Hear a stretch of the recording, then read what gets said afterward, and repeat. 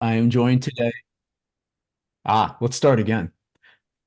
Hi, good morning, good afternoon, good evening, everybody. My name is David Caruso, and I'll try to do some hosting today along with my two colleagues who are on screen, Zena Collins and Lisa Reese. Zena and Lisa and I have probably worked together for at least 10 years, so 10 plus years. How's that?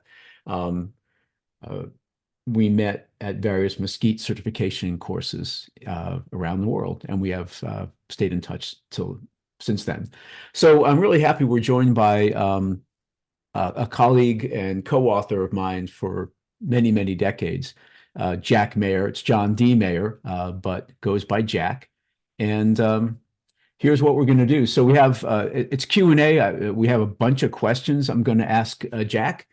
If you have a question, pop it into chat to Zena, Lisa, or myself, and we'll address it. Kind of like when it fits into the theme of where we are. So that's what our game plan is for today. Again, thank you everybody for joining us. We really appreciate it. So Jack, Yes. Hi. good Hi, morning. everybody. So we Morning. shared your bio with folks. Is there anything that's not in your bio that, remember, this is being recorded, that you that you'd like to share with folks before we get into some of the questions and conversation? Um, well, David, you know me pretty well. Did you have something in mind in particular? I kind of do, Jack, because one of the things I've been thinking about this a lot, so for the studio audience out there, Jack and I have been working on a couple of papers, and he's got a bunch of other collaborators. And so as I read the literature and read other articles, it kind of struck me that your writing is different. It's kind of unique, in a good way, by the way. So and I was thinking about your undergraduate major. So what did you major in as an undergraduate at the University of Michigan, and why? Yes. I majored in creative writing, and not to be too psychological about it, maybe because I wasn't very good at it. Um, but actually, I had aspirations to become a writer during my late high school career. My early high school career, I wanted to be a physicist. But it turned out that, well, the atomic bomb was very much sort of shadowing the world at that time, and it seemed like that was not maybe a good direction to go in, that we needed something maybe more to help people. So writing seemed like one possibility. So yeah, I became a creative writing major and stuck with it through college. I was also uh, I also majored in something, I believe a major that was called dramatic theory and criticism, although on my transcript it's listed as drama. Ah, So, um, good. Yeah, it's an unusual background, I think. You've had an interesting career, but we're here, Jack, because of emotional intelligence, and I know you've told this story before. Um, and as a writer, um, can you share briefly, like, how did this thing all happen? Where did it come from? well, I think to be realistic, in the clinical psychology program that I started in, the clinicians always made and I'd never finished that program. I transferred into research, but the clinicians often had an expression that behavior is multiply determined, and I think that there were a lot of causes for this. The earliest I remember is here listening to my mother uh, comment on a neighbor who was a psychiatrist that uh, he doesn't understand the first thing about emotions. And that got my, I don't know what, 11, 12-year-old mind sort of asking, what is there to understand about emotions? Um, and then I probably forgot about that for a while. You know, went into creative writing, went into a clinical psych program, transferred to research. And then, as you know, I was in an intelligence lab for a couple of years and started thinking about, well, could people possibly be intelligent about emotions? Um, and then again, kind of dropped the idea. And then at some point, well, not at some point, but to not belabor all of this, I met with Peter Salovey. I had heard about him while I was at Stanford because he had just graduated from there. And one day we were painting his house, and I guess the fumes got to us both, and we started talking about the idea. And the rest is history, as they say. Yes, then we started writing a paper on it, and sent it back and forth for quite a while, and submitted it to the American Psychologist, where it was promptly rejected. Fortunately, we found another journal for it. And for those who are not psychologists, so the kind of the premier journal in psychology in here in the United States is the American Psychologist. So that would be like, if you got there, you've made it, right, in the big time. So so that is interesting. They were not ready for us at that time, or we were No, not ready for them. Took quite a while before anybody was ready for any of this. So, Jack, what do you think? So I get this idea, I think you said, about can you be smart about emotions? Is that what you were hoping to convey in this work? Like, what would you? Describe it? 'Cause sorry, go ahead. no, would that describe what you were doing? I think pretty well. I mean, the other part that I left out was that for the years leading up to this, I had been researching in an area called cognition and affect, which is how emotions change thinking and how thinking change emotions. And while I was doing that work, I saw plenty of changes between the two systems that didn't have much to do with intelligence, but some that might. And in particular, I got interested in whether mood shifts might enhance creativity, for example.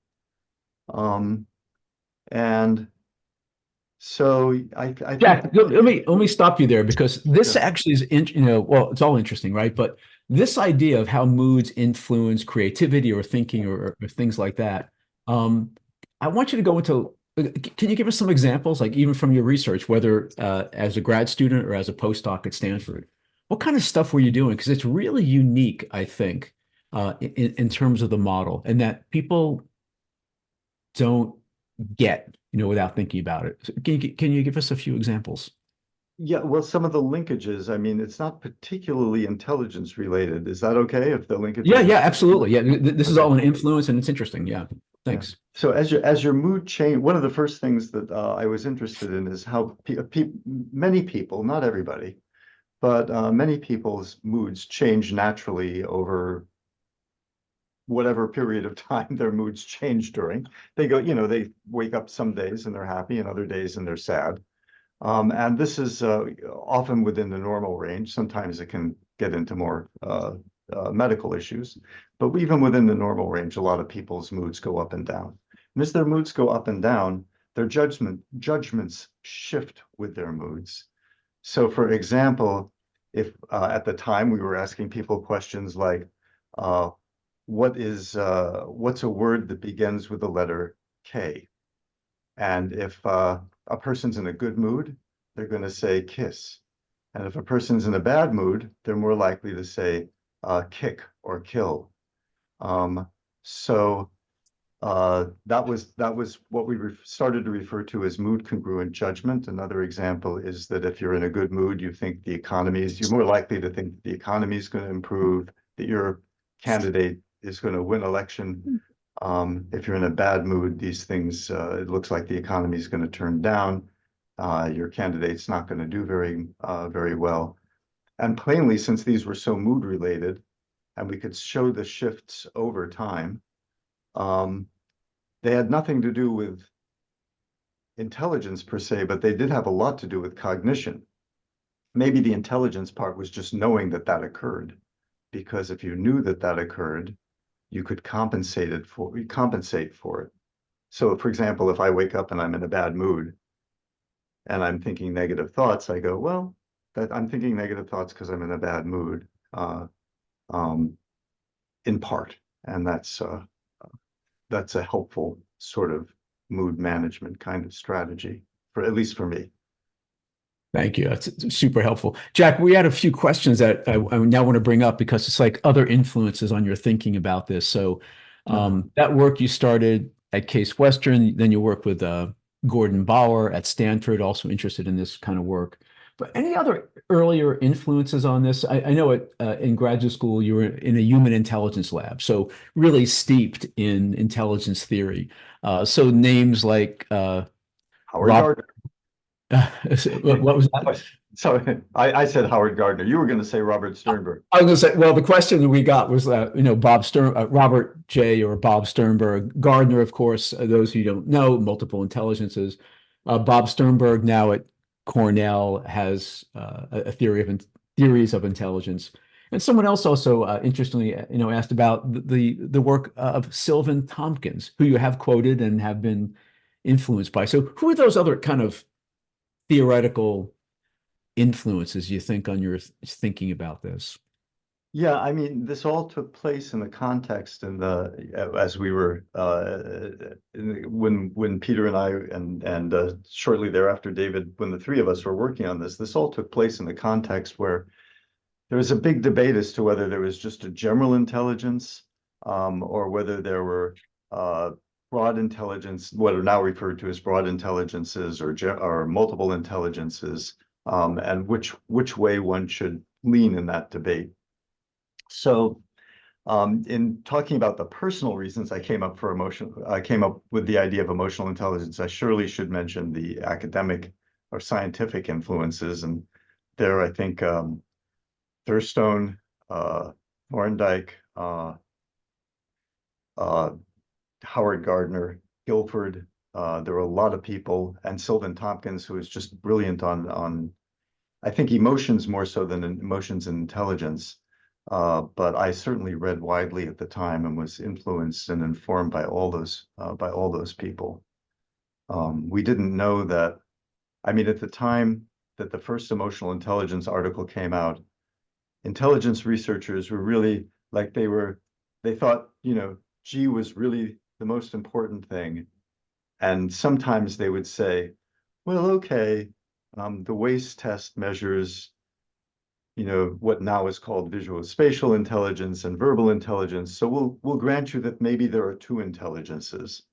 But some of these other writers like Guilford and Gardner and Thurstone were all arguing for something closer to eight or nine intelligences. I think that's your creative writing background coming in, which is you draw from a really broad literature. You cite Greek philosophers, right, in some of your work as well, the Stoics and things like that. So And I putting it was all thinking, together. yeah, as we were coming in here, I was also thinking about uh, uh, um, the sentimentalism in France and so forth, and which was a belief that emotions were really that you should just, in essence, follow your heart, uh, and that was of interest to me too. Although some of these things came after emotional intelligence, because people were kind enough to inform me of all the things I had missed while I was reading in emotions and intelligence. And there's a related question, Jack, which is this is well, my phrase is it's a big sloppy field. And so there's lots of things called emotional intelligence that you or maybe I and others would say it's kind of not really. But what does make it an intelligence? Why is it an intelligence and not something else, a dispositional trait or things like that, style?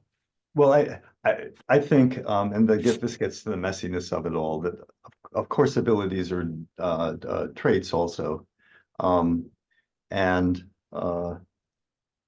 so what makes it an ability is that there is a domain in which people are solving problems, and there are correct answers for those problems. And that was a big uh, argument we had with a number of theorists, and I think it's a very reasonable argument, which is when I imagine people still say it, there's no right way to feel, um, and there's some truth to that, but there's also some truth to the idea that there is a right way to feel under some circumstances, or at least there is a more likely way to feel under some circumstances.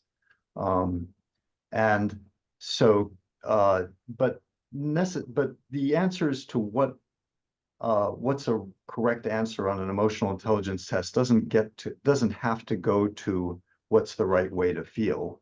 It can just go to what's the most likely way to feel, or what emotion does a particular event bring forth. So I think what what's the right way to feel is not necessarily where the reasoning comes in, except if the reasoning is on the order of, well, people are very different, so they're likely to feel different ways in the same circumstance depending upon their backgrounds. Jack, I realize that we kind of got right into this without asking a really basic question. So my faults and my apologies. What is emotional intelligence? David, what's emotional intelligence? um, uh, it's we regard it as the capacity to problem solve about emotions, broadly speaking. And to do that problem solving probably involves a number of different mental abilities, including the capacity to perceive emotions, um, to see connections between emotions and artworks, for example, to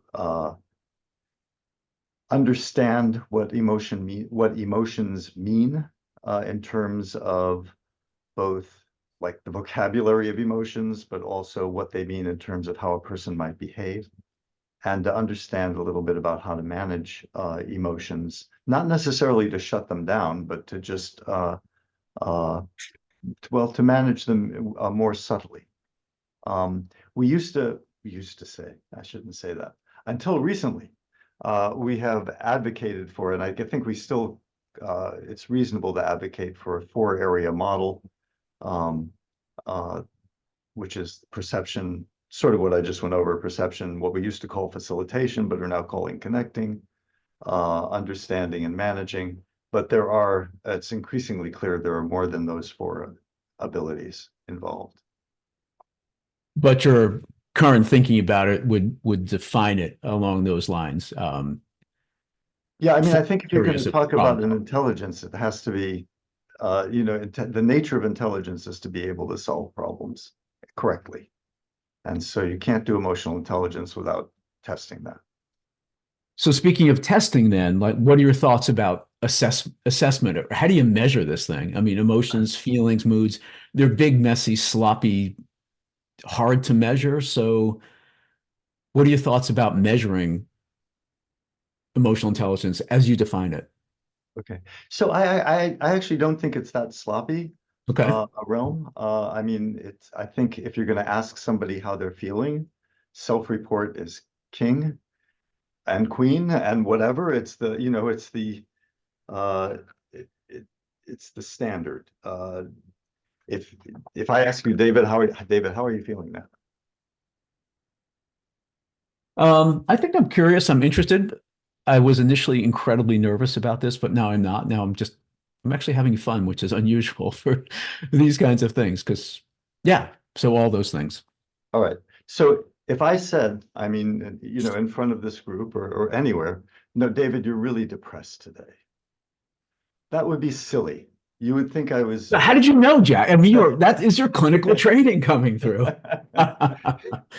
you would think you you would think I was, weird if I said that or rude, because David's the expert in how he feels. There are reasons, there are moments when we don't go there. If we know our roommate, if we've known our roommate for a long time, or the person who we live with for a long time, and they say they're really happy and they don't look like it, they're dragging, there might be reason to question it. But generally, the self-report is regarded as, by philosophers and by psychologists, as the best way to measure those inner experiences. But when you get to intelligence, the necessary response process, the necessary way to measure these things is utterly different. It involves solving problems because people don't know how smart they are. Um, there are people who believe, I think some of us have had the experience of knowing people who believe that they're really, really smart when maybe they're not quite as smart as they believe. And we probably also had the experience of knowing people who are really, really smart, who think that they're not very smart.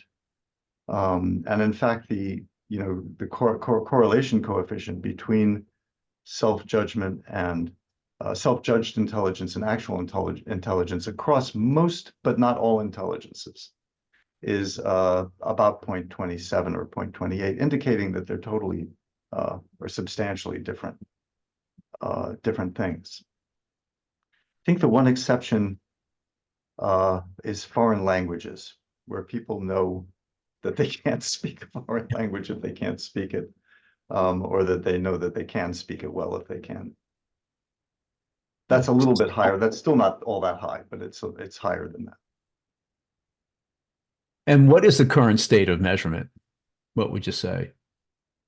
In terms of what? Yeah, in terms of the ability model and what you're working on, and just for transparency, so Jack, I've been working with Jack for a number of decades, and one of the things we're working on is a revision of our assessment called the Mesquite or Mayer-Salve-Caruso emotional intelligence test. And you want to just give us, it's about a year out from now. Hopefully we'll see it out there in a year. But do you want to talk about how that evolved, or how it's what the current state of assessment is, ability-based assessment based on the 4-area model? Well, based on the 4-area model, I think the Yeah. current state of assessment is pretty good. We've got scales that meet the validity criteria, evidence for validity as spelled out by the standards of educational and psychological testing very well for emotional intelligence. And I don't know if you want me to go into more technical detail, but you might not, but I think the status of that test is very good. We're now seeing some other tests come out also, which I'm encouraged to see some other tests come out as well that are following that path. I still think that, and again, we receive royalties from MHS for the tests and stuff like that, but I will say, I think this is the best omnibus test that's out there, and it's certainly got the most research studies on it. That was interesting because recently you were in PsycInfo, right, and looking at kind of that state of the field and what researchers are using, and it looked like it was this approach. Yes. Yeah. Which is reassuring. Well, yeah, but there's a lot of stuff on the area that is, I think, mistakenly called emotional intelligence, which is well, no, there are two other areas often distinguished. There's a self-estimated emotional intelligence.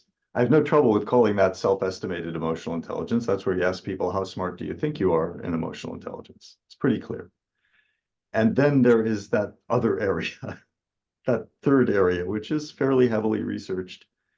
And I don't know what that measures. But I do think, the people in the area are now increasingly referring to it as social and emotional styles. And I think that's it's difficult to characterize whatever that is, that third area. But social and emotional styles probably gets at much of what it's measuring.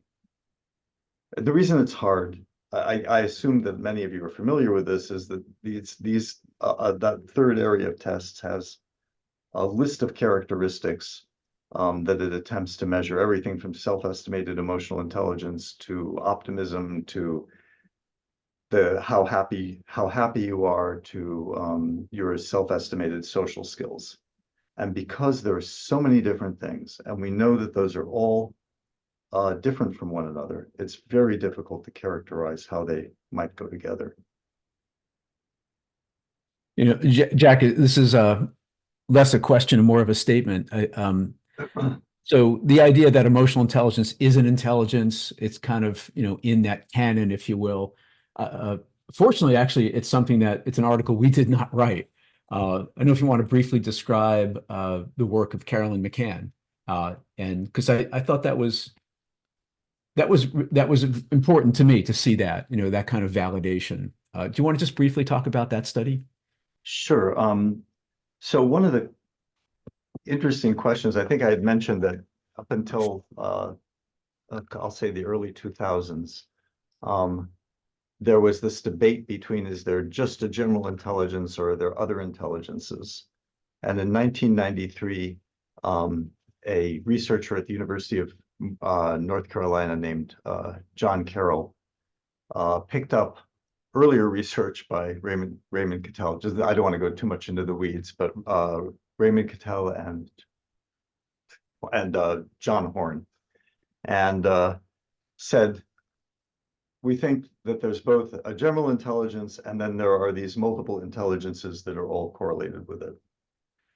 Now, in 1993, when he was writing, there were no ability tests of emotional intelligence to speak of, other than a small ability test that Peter and I published in 1990 under that name. There were a few other ability tests around, but they weren't using the term emotional intelligence. And Carroll omitted those because he had no choice.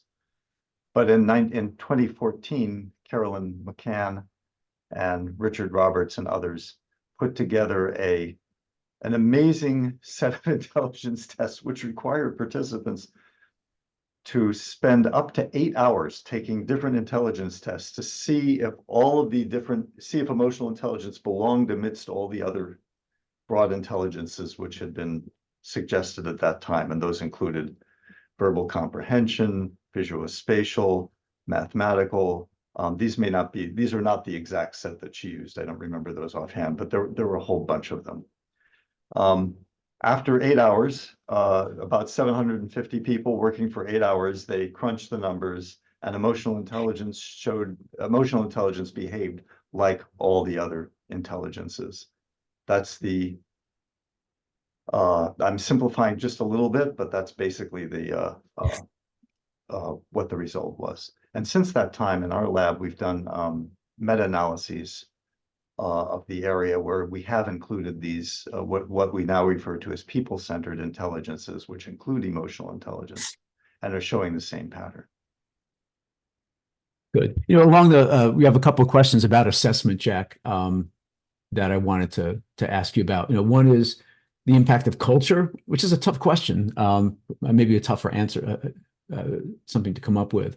How culture maybe impacts assessment, or how culture and your theoretical work overlay and are impacted. And the other I'll get to as well. But any thoughts about that idea?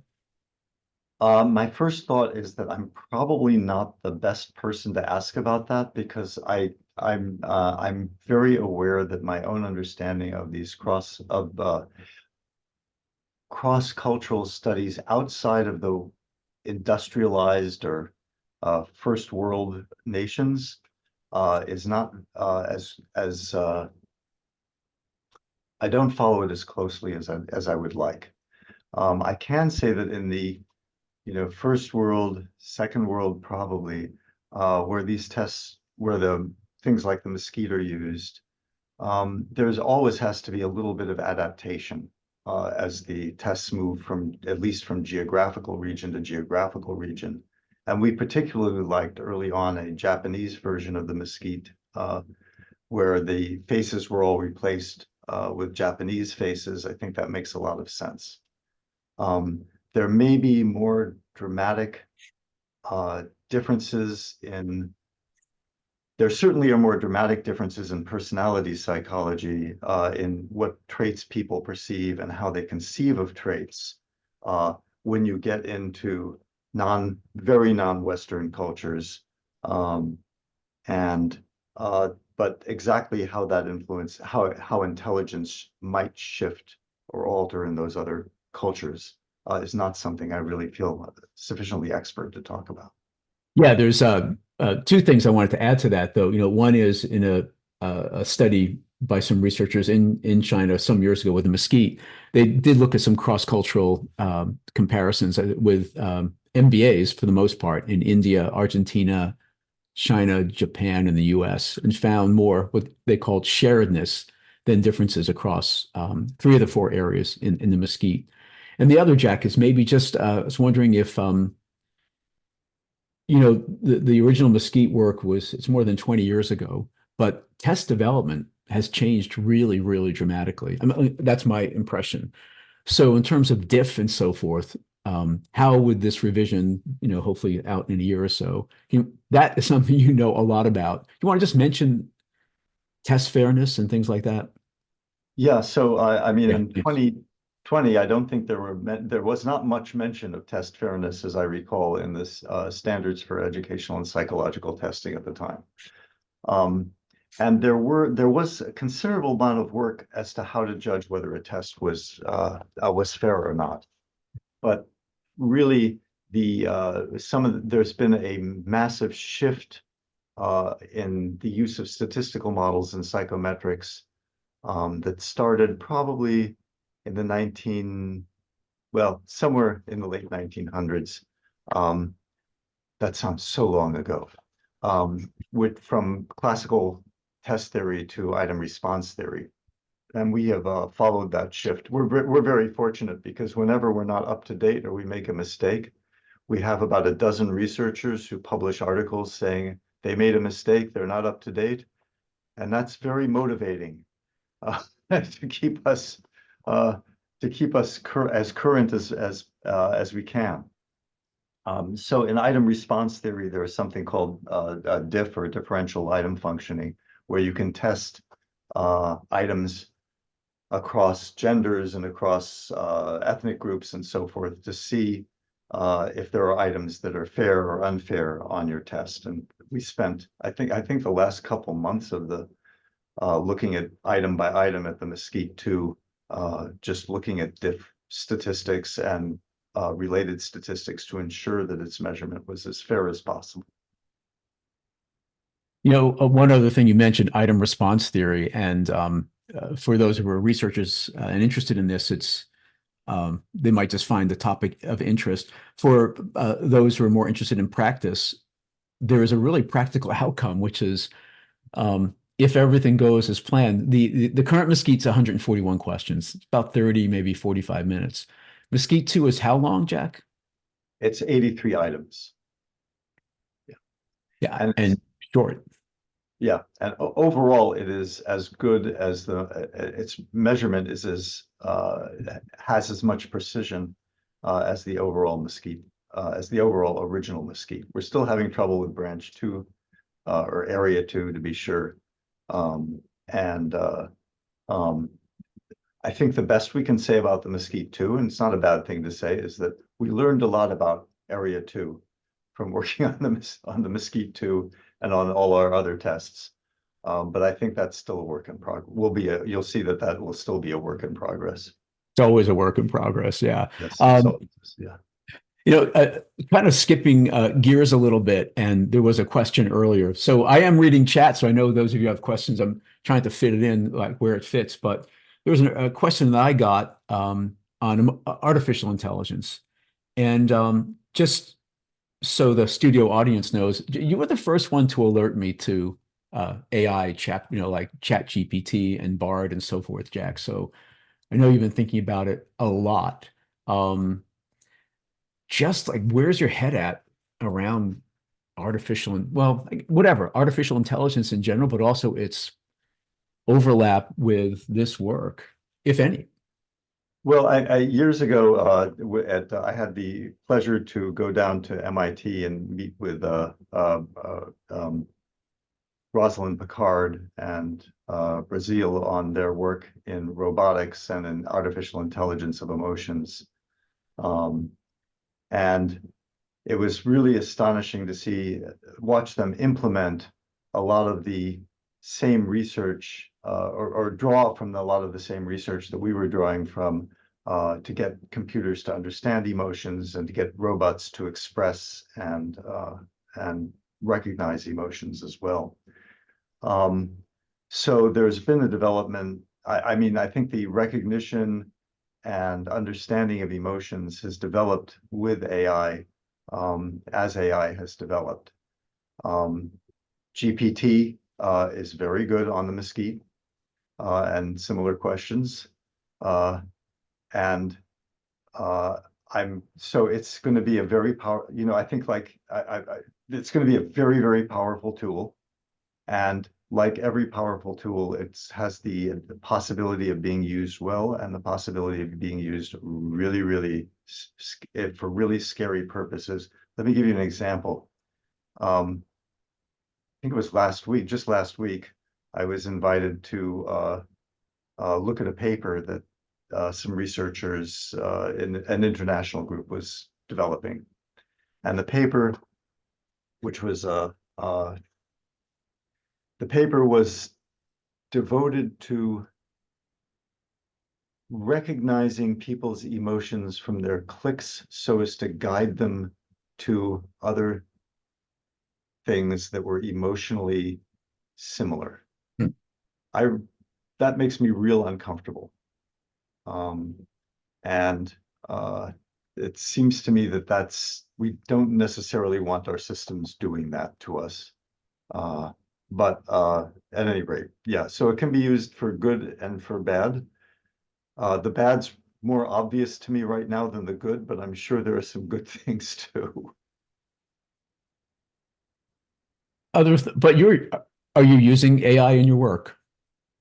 I am watching AI carefully. Yes, I'm using it more in the work I do in personality psychology than in emotions.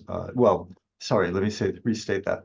In personality psychology and in personal intelligence more than with emotional intelligence, but yes. So There's no that's a great reason why it segue. couldn't be used in both. Yeah, I mean, it's here. I want to come back to artificial intelligence in a bit, but there was an earlier question, Jack, about what you just mentioned, personal intelligence. And so, do you want to briefly mention what it is? And the specific question is really interesting. It's a tough one. So, if and the question is how people use what they know about personality to make decisions. So they pick goals that match their interests and values. And so the person said, I'd like to know more from your point of view about how values and emotions are connected. And how does this connection affect how people make decisions according to your research? Really interesting question, but it gives you an opportunity to talk about personal intelligence to start with. Sure. So after uh, working with personal intelligence, sorry, with working with emotional intelligence, Yeah. I became concerned that people were even in the ability realm, they were overestimating what emotional intelligence could do by itself. I didn't want people, although certainly I think there have been times in my life where I've done this, I didn't want people to make the same mistake I did of overvaluing emotional responses. There's more to humanity and more to people than just emotional understanding and just emotional responsivity. So personal intelligence couldn't really have been uh, studied at the time of emotional intelligence because so little was known about so little good empirical research existed for personality psychology. But since then, the personality field had a flowering between 1980 and 2005 or so. And so there was a lot more known about it than had been in the past. And it was possible to start speculating that a more general personal intelligence existed and that people reasoned about personality as well. So personal intelligence has scales now where we ask people questions about what personality terms mean, how personality traits relate to behavior, and just generally get at understanding a person's global personality in addition to just their emotions. So the second part of the question was how do emotions, so one of the issues with emotional intelligence that I thought personal intelligence could help solve is that in that managing emotions branch, it's like, well, managing emotions for what? To make people feel bad, to make them feel good, um, to make the emotions go away. Those are value laden questions. And so one of the advantages of personal intelligence to me is that it provides the context in which people feel their emotions. So there is actually no emotions management scale on the test of personal intelligence, which is this test we use. But if there was one, uh, it would incorporate an idea of people's values as well. And like, is this, would this be something that a person values in a particular way? The last part was a little bit vague, so if there's a follow-up, I'm open to it. Um, yeah, and if anyone has a follow-up question, please let me know. But I think along those lines, you know, there was I don't know, a couple articles, right? The dark side of emotional intelligence. So I think to your point, right? Do you think that, and we're focused on the ability model, your ability model of EI, can it be used for the forces of evil? Absolutely. Okay. It's AI or human HI, human intelligence is like AI. Like all of our tools, they can be used for good or for bad. And some of the people who I think I've known, although I haven't given mesquites to, who are, I think, very, very high in emotional intelligence. Fortunately, not too many people are highly effectively emotionally manipulative, and maybe more successfully emotionally manipulative than other people. I notice it in myself. I try not to be emotionally manipulative, but when I'm writing a memo trying to convince somebody of something, I notice that I'm invoking all kinds of psychological comparisons and stuff like that that I think are going to get the person to do what I hope they will do. I probably, should, I don't do that often, and I notice when I'm doing it, and I try to keep it above board, but and I try to use it for good, but sure, it can be used for bad stuff.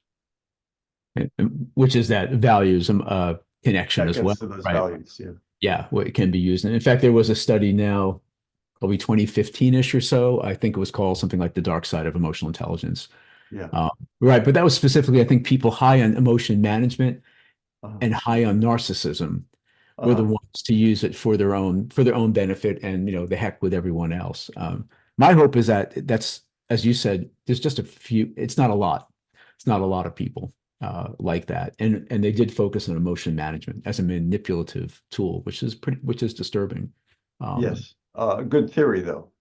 I mean, it's theoretically makes a lot of sense, even though it is disturbing to think about. yeah.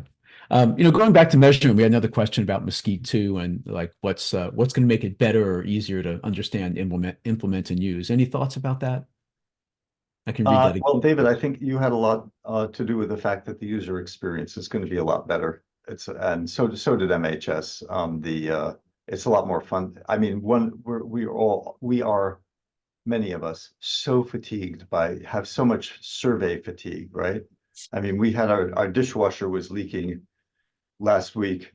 The repair person came in and did a nice job, fortunately, of repairing the dishwasher. And how many surveys did I get about that between after the person left?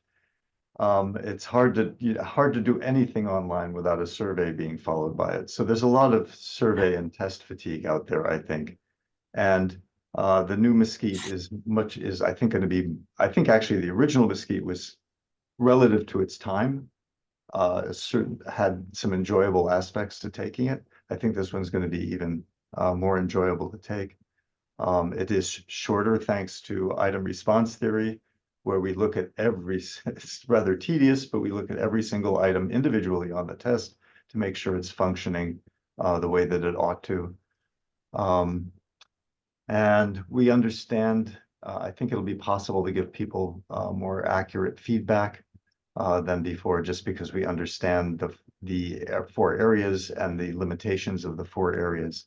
I think a certain amount of for all intelligence testing, a certain amount of humility about the fact that we're always in intelligence testing sampling certain mental abilities and leaving aside others that may exist, some of which we don't know exist yet, some of which we do know exist and are just not being assessed. And in the case of emotional intelligence, we're now speculating that there are probably 5 to 7 areas of emotional intelligence. We're assessing 3.5 of them pretty well. We think at this point, well, we know we're assessing 2 of them well, we're assessing a third pretty well.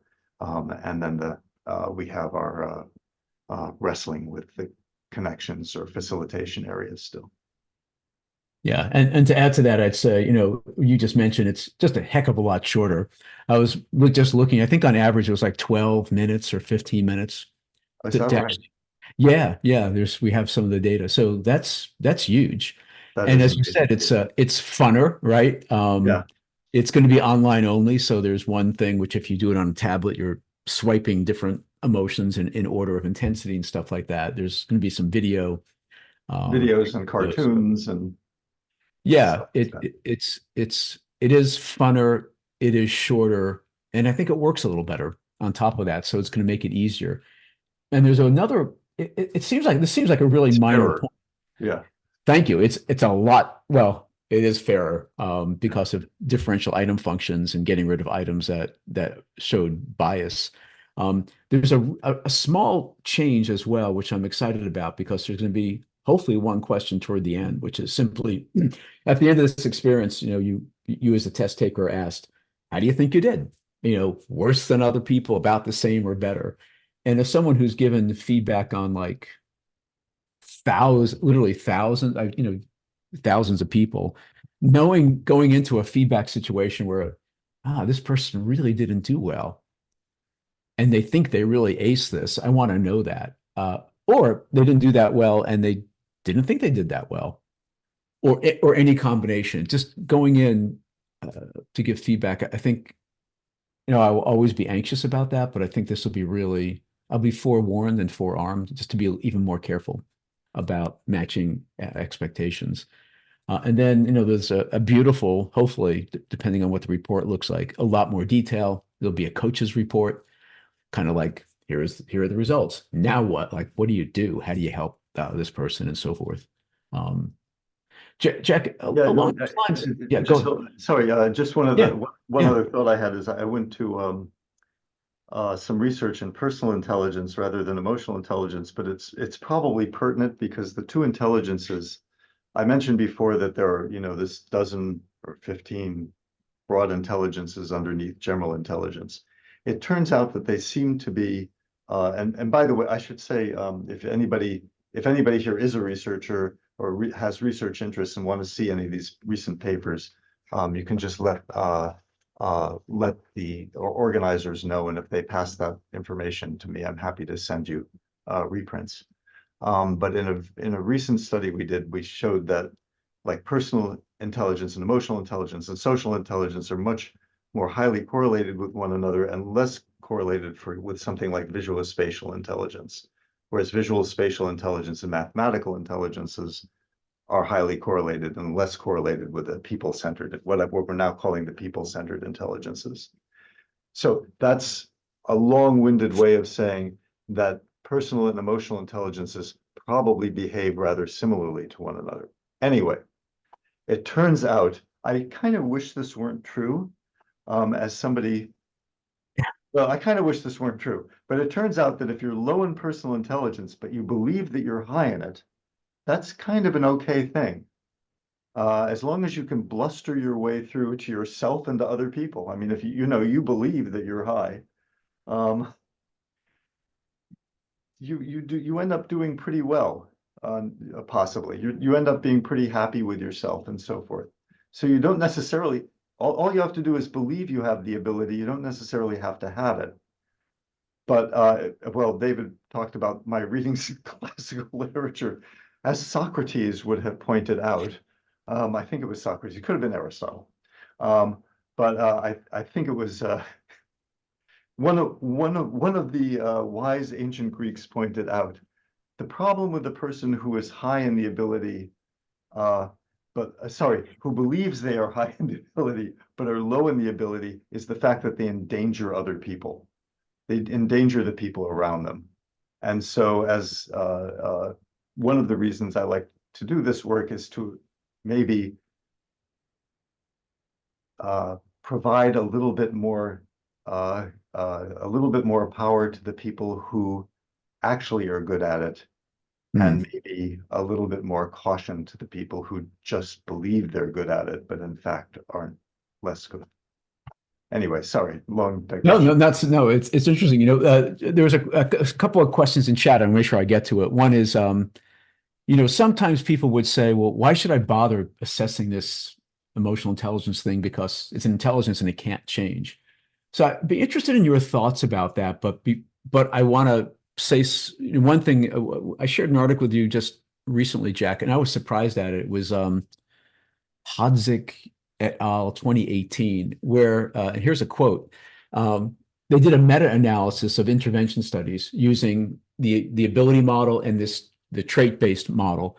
And here's a quote that says it's easier to develop ability EI than trait EI.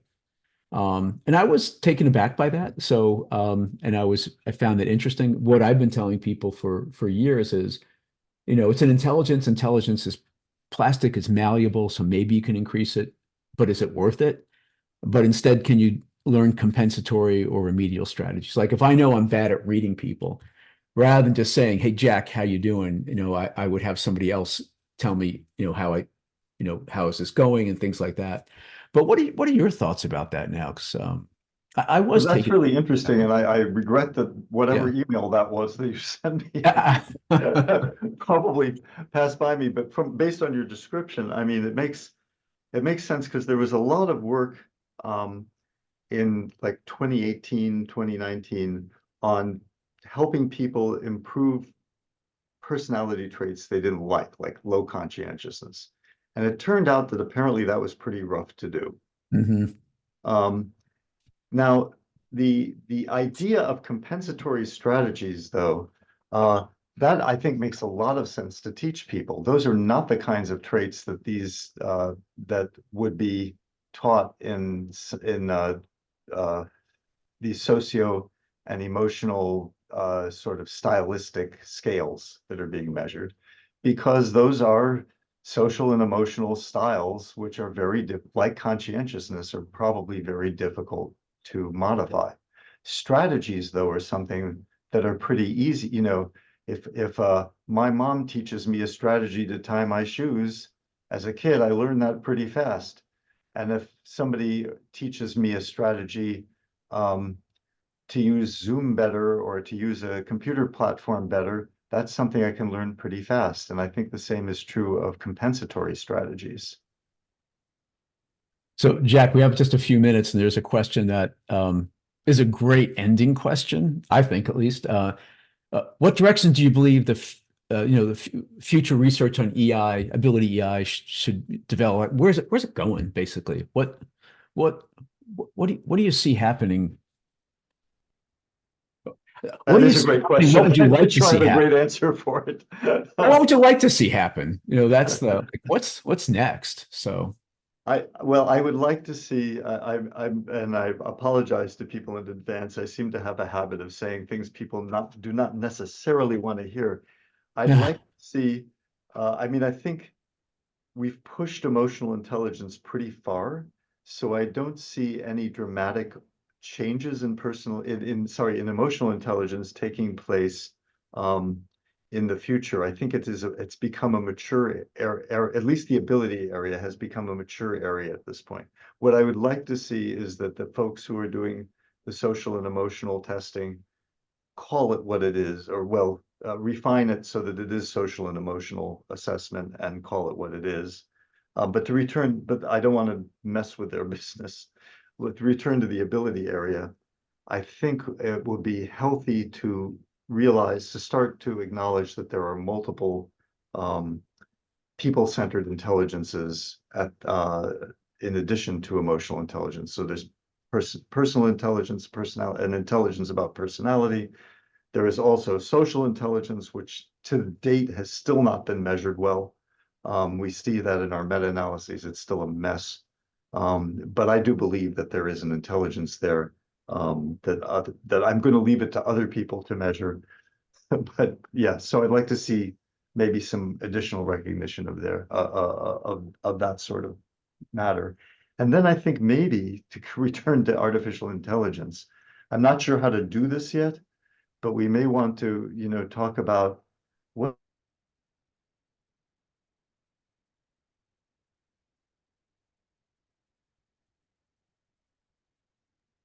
I We think an lost the AI man. chat bot has interrupted. So let's see if Jack comes back. He is in his office at the university, so they usually have pretty good internet service. So we'll just give him a minute, see if he'll come back, and he is back. Sorry about that. Yeah, that must have been a GPT, just That's what I freelance. just said. We said an AI chatbot had just shut you down before you crashed it. So, Yeah, we want to be careful that the AI stuff is not manipulating us in ways that are that we regard as unethical. Or at least we're going to have to learn to coexist with it. yeah. And as someone entered into chat, there's a lot of applied research which needs to be done. I think more of these training things should be done. That's probably not something your lab will pursue, right? I think you're interested more in what you have termed people-centered intelligences. Would that be the case, Jack? Yeah, I would say so. And however, I think that that's a very on target comment. Yeah. There are definitely areas that other people may pick up, like helping people to improve their these intelligences and so forth, particularly given that meta-analysis that you described, David. Yeah, it's interesting. So what we'll do is we did record this session. We'll share it with everyone who signed up for the session. I'll give you some other resources. Zena Collins, Lisa Reese, and myself hold these monthly. So you can sign up for others if you're interested in learning more about these. I think we'll try to remember to put the link to those signups in that email that we send you out in probably a couple of days or a week. Lisa, Zena, yeah, okay, good. And Jack, any last words that you'd like to share with us? Things that you weren't asked, things you didn't get a chance to say, or do you want to take back any of your comments? Or rewind, I believe. I want to thank you for inviting me to come this morning. It's been a pleasure. The questions were great. I enjoyed meeting your colleagues who co-host this with everybody. Yeah, this was fun. Look, just this is at the end, but I've known Jack for what, 40 plus years, and it's nice just to have a conversation like this. And good to see it. I'm sure I'll talk to you, if not later today, tomorrow or soon. So thanks so much, everyone, for joining us today. I hope it was a good use of your time, and we hope to see you again on one of these calls. So thanks again. Thank you, everybody. All right. Bye. Bye-bye.